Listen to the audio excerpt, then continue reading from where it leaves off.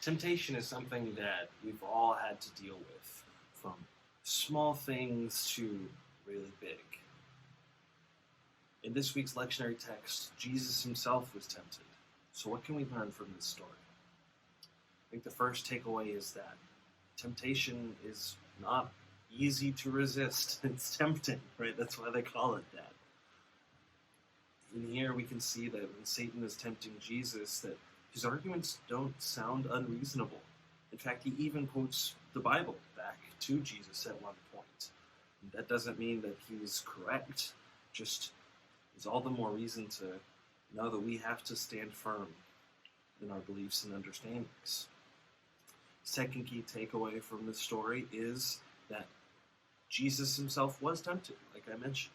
We don't worship a God that doesn't understand what it's like to deal with temptation. We're not in this alone.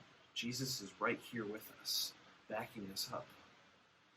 And in fact, that leads right to the third point, right? That we are not alone here. It says in the story that the angels ministered to Jesus. And while I can't say for sure whether or not we have angels ministering to us, I believe that to be true.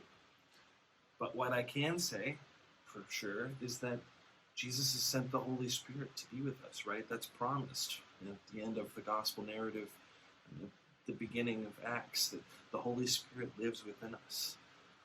We're not fighting these battles alone. And I know there are some very serious battles out there that we are fighting.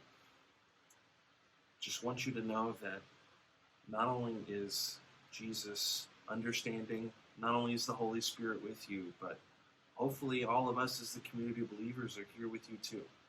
So whatever temptations that are that you're facing, know that we can handle them. Maybe not individually, but together as a community of believers. So let's support one another.